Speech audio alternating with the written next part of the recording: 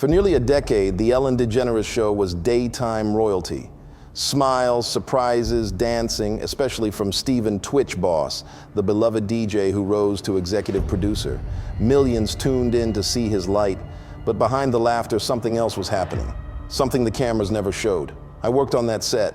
I saw what really went on when the music stopped and the lights dimmed.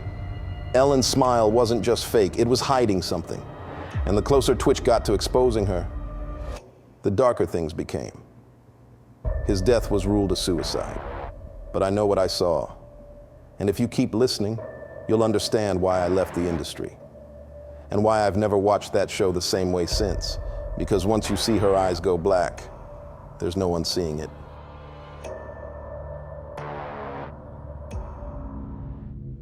When I got the job, it felt like I'd finally made it.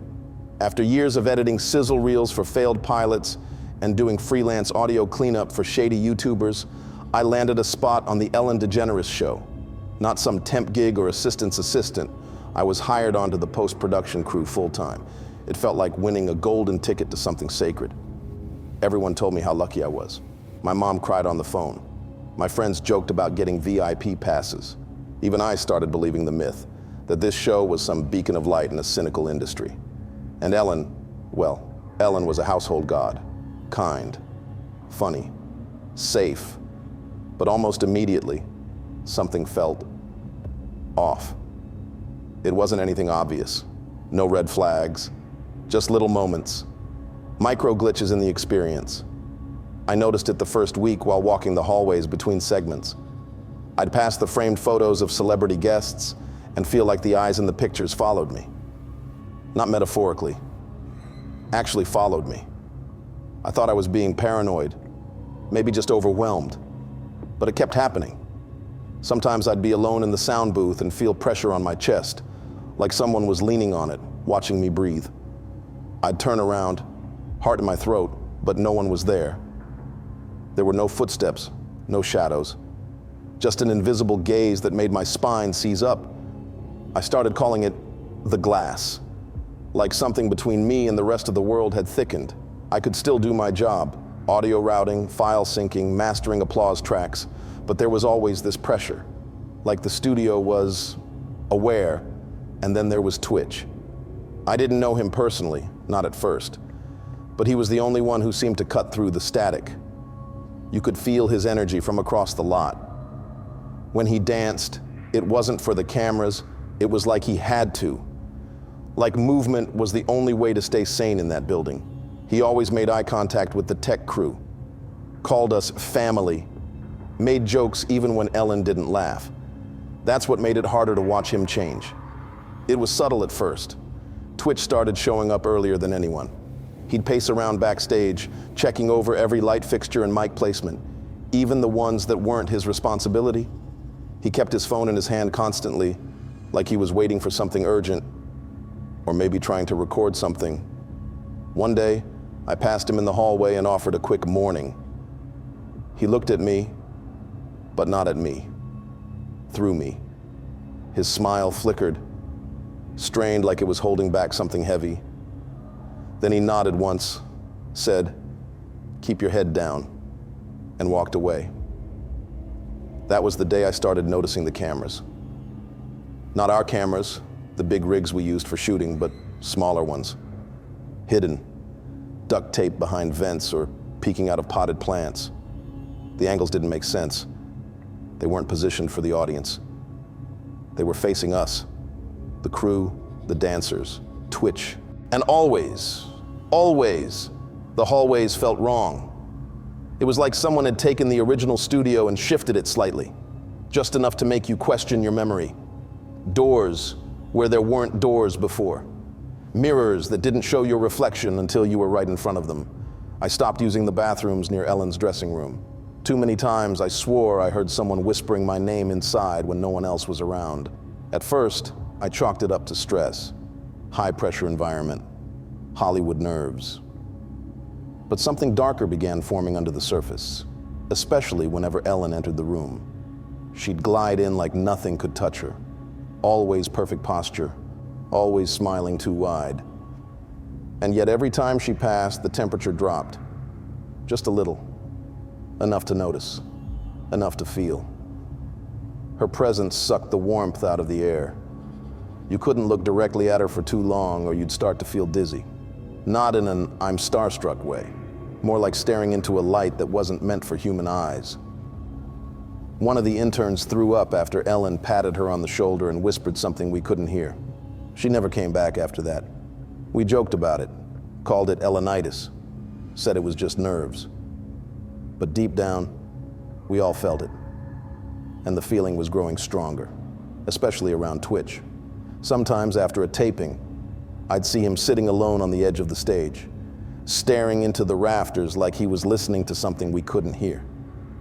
His hands would be shaking. I caught him whispering to himself once, something about the mirrors and who they really see. When I asked if he was okay, he just smiled, nodded, and told me, "Never stare into the dark glass too long. It stares back." I laughed it off like an idiot. But that night, I had my first nightmare. In it, I was standing in Studio 3, but everything was reversed, like a mirrored version of the set. Ellen stood where Twitch usually danced, but she wasn't smiling. Her face was wrong. Lips stretched too far, eyes all pupil. Her voice came out in static as she said, "I can see you watching." I woke up in a cold sweat, my phone buzzing on the nightstand. No missed calls, no messages.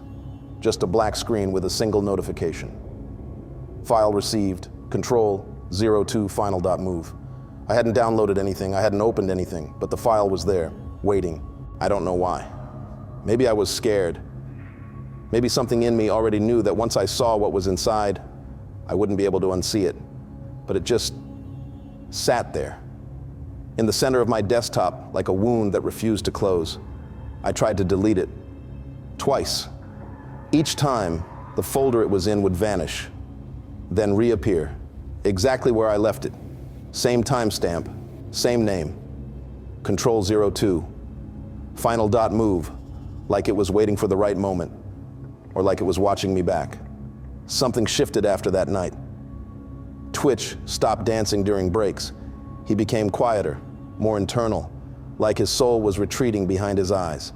His smile, his real one, was gone, replaced with something tight and practiced, like it had been stapled into place. I'd see him some mornings pacing the hallway behind stage B, muttering things under his breath. Once I got close enough to hear, she knows I'm pulling back. She doesn't like resistance. I didn't know who she was, but part of me already knew. Ellen was still herself. On the surface, the energy on set was still light, the jokes still rehearsed, but off camera, her expressions seemed to linger too long. Her voice dropped half an octave.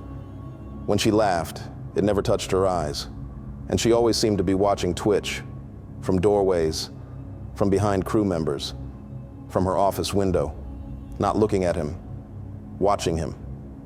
The studio started enforcing new rules. No lingering near Twitch's green room. No unscheduled conversations. No eye contact during rehearsals. They didn't call it that, of course. The memo read, "New safety protocols for cast and crew synergy alignment. Please avoid personal disruptions or unscheduled engagement." Corporate nonsense. But we all knew what it meant. One day after a late wrap, I finally opened the file. I waited until I got home, locked my door, drew the blinds, put on headphones, and pressed play. The video was grainy, clearly ripped from a security feed, a static angle inside Twitch's private dressing room. He sat alone, looking directly into a small handheld camera. His face was pale, eyes bagged, sweat on his forehead. He leaned forward and whispered, "If you're watching this, I didn't do it to myself." I froze. "I can't leave. Not yet. She doesn't let people leave unless she's done with them. And she's not done with me." He glanced over his shoulder like he'd heard something, then back to the camera. "She's not just a person. I thought she was. I thought maybe she was just cruel or manipulative. But there's something underneath her skin.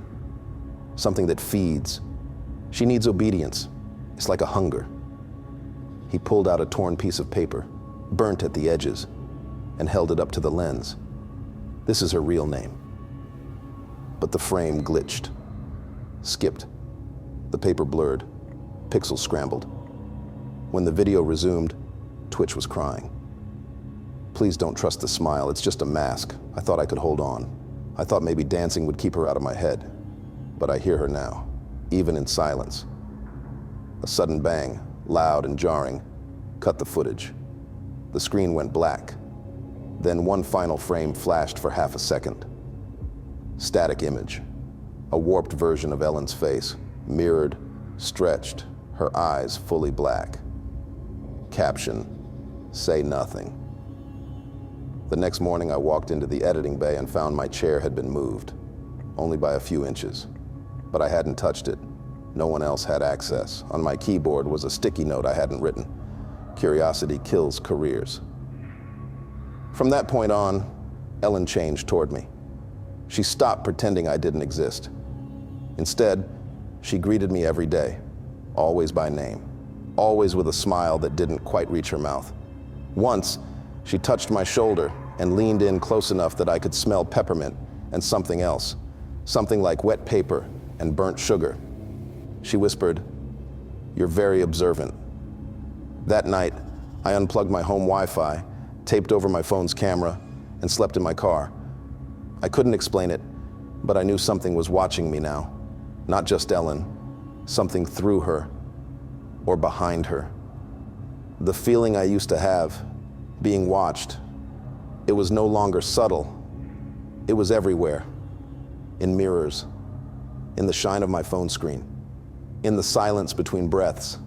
And the worst part, Twitch started avoiding me.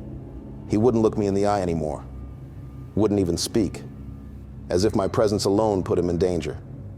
One afternoon, after rap, I passed him in the loading dock. I wanted to say something, anything, but he was staring at his hands, quiet, still. Then he whispered, more to himself than to me, "She knows who you are now." That was the last time I saw him before the file disappeared. Gone. Wiped clean from my system. Recycle bin empty. No trace. And still, she kept smiling. There are moments in life where time doesn't slow down, it sharpens. That Tuesday started as nothing. A coffee, a quiet hallway, a deadline no one was hitting. But by the end of the day, I knew too much. Twitch was absent, not offset or delayed, just gone. No message, no call in, no one mentioned him. No one seemed to care, not even Ellen. Except they were lying.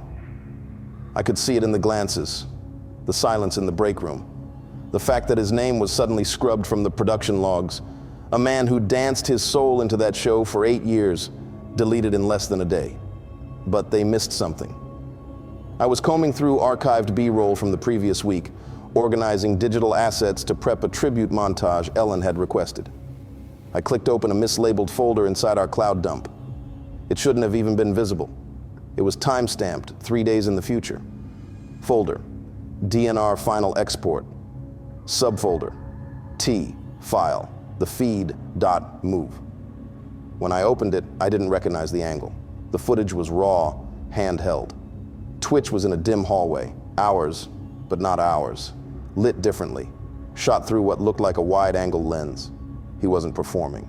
He looked terrified. He whispered to the camera, "If this gets out, if you see this," I didn't give up. I was cornered.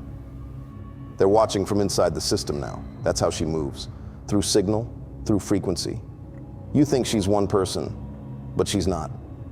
He held up his phone, flipping the screen around.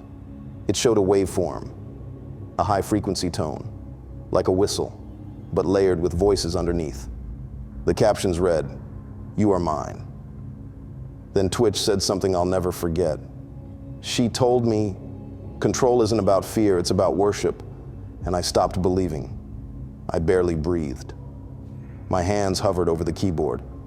The file was still downloading when I felt it, that pressure in the air, like static before a storm, like something alive behind me. I turned slowly. Ellen was standing in the doorway. No knock, No footsteps. Just there. "Got a second?" she asked, smiling. Her teeth didn't match her voice. She didn't wait for a response, just turned and walked down the hall. I followed. Something in me needed to follow. Maybe it was curiosity. Maybe it was fear. Maybe it was her. We entered her office, clean, pristine, white orchids on the desk, diffuser humming in the corner. But the temperature was wrong, humid, like a greenhouse. And the lighting, it didn't come from anywhere. It was just there. She gestured for me to sit. I didn't. "I know what you found," she said.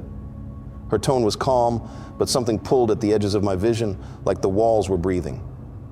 "You think I'm a monster?" I said nothing. "You think I hurt him?" Still nothing. Then she walked toward me, slow, deliberate. Her smile stayed the same, but her eyes began to darken. The whites faded to gray, then black. "You think this world runs on kindness?" she said. "But kindness is a trick, a leash made of sugar." I tried to step back. My body didn't move. "You don't become me by being nice. You don't bend millions by asking them. You command. You pulse through the air. You plant yourself in their thoughts until they obey without knowing why." Her voice had dropped to a whisper now. "Control is the highest form of love." I swallowed. "What did you do to him?" She tilted her head. "Nothing he didn't agree to. He danced for me. That was his offering. But then he stopped. He thought he could unbelieve me." She walked behind me now, fingers grazing my shoulder. Her touch felt cold and wet, like something freshly dug from the earth. "That's the problem with light," she whispered. "It always forgets who owns the switch." I turned around, but she was gone. The room was empty, silent, the air back to normal, the lights dim. Only the orchid on the desk remained, and it was rotting, black petals curling inward like burned paper. I didn't speak to anyone after that. I didn't sleep. I barely ate. I backed up the video file 3 different ways, 2 on drives, 1 on a burner cloud, then wiped my computer clean, and I quit the show. No explanation, no notice. I just walked off the lot one evening and never came back. No one followed up. No one asked why. 2 months later, the news broke. Steven tWitch boss found dead in a Los Angeles motel. Suicide. I stared at the screen for what felt like hours. I already knew. The hardest part wasn't leaving the show. It was knowing that none of it was over. Even after I walked off that lot, no goodbye, no emails, no final checks, I knew I hadn't really left anything behind. I moved cities, changed numbers, scrubbed my social media, ghosted every name that had ever been on a crew call sheet. But she stayed. Not Ellen DeGeneres, the celebrity. Her. Whatever had been inside her. It started small. My TV would flicker whenever I walked past it. I'd come home and the Bluetooth speaker in my kitchen would be softly playing nothing. Just this low, humid hiss. And always around the same time. 3:33 a.m., I'd wake up to static. No device on, no input source, just static. I saw her in my dreams, but not like a memory, more like a signal. She'd be standing still in a crowd that was moving, or dancing behind me in a reflection I wasn't supposed to see. And her voice, that sweet, familiar, daytime smile of a voice, would whisper things that only made sense after I woke up. "You're already mine. Don't run, stay framed. Light dies where love hides." It wasn't like being followed. It was like being kept. When the news broke about tWitch, I wasn't surprised. Shocked, yeah. Hurt? Of course. But surprised. Not even a little. The headlines came fast. Beloved dancer dies by suicide. Fans mourn a tragic loss. He had so much light. But none of them knew what that light had to fight against. They didn't know how heavy he'd become toward the end. The way he moved on set like someone trying to outdance a shadow. The way his body tensed when certain jokes were made, or how he'd flinch when someone touched him from behind. That wasn't depression. That was fear with choreography. I played his final message in my head for weeks. That shaky, desperate video, his eyes red-rimmed, sweat across his brow, whispering secrets he knew were going to kill him. I don't have the file anymore. The drives are gone. One of them, no exaggeration, caught fire. I plugged it in, and it just lit. No warning, no spark, no smell, just heat. Like the data inside didn't want to be touched again, like the truth had an expiration date. People still ask me why I left the industry, especially people who knew how long I'd worked to get there, how hard I fought for a foot in the door. I used to lie, said I burned out, said I wanted to write my own stuff, said I got tired of the grind. But the real answer is quieter. The real answer is, I didn't feel alone anymore. Even now, writing this, I feel it. Not in a I'm being watched kind of way. That's too easy. It's deeper, more subtle, like being held gently underwater. Like the silence is listening to what I type. Sometimes I'll stare at a blank screen for hours because I know if I write the wrong thing, she'll notice. Not because I believe in curses, but because I believe in signals, and she moves through them. A few months after the funeral, I drove past the old studio. I told myself it was just curiosity, just closure, just wanting to see it one last time. But I know better. It was compulsion, the kind you can't ignore. The sign was gone, windows blacked out. The lot looked abandoned, but it didn't feel empty. It felt like a mausoleum that never forgot the screams inside it, like something still breathing, but trying to stay very, very still. I parked, just sat there. No music, no calls. Then my phone buzzed. No caller ID, no number, just a notification. New shared file, say nothing final dot move. I didn't open it, didn't even hesitate. I deleted it and threw the phone out my car window into a drainage ditch, watched it disappear in the murky runoff, and I didn't look back. I still haven't replaced it. I know what that file was, and I know what it would have done to me. You don't watch something like that twice. You don't survive it twice. Online, people still argue about what happened to tWitch.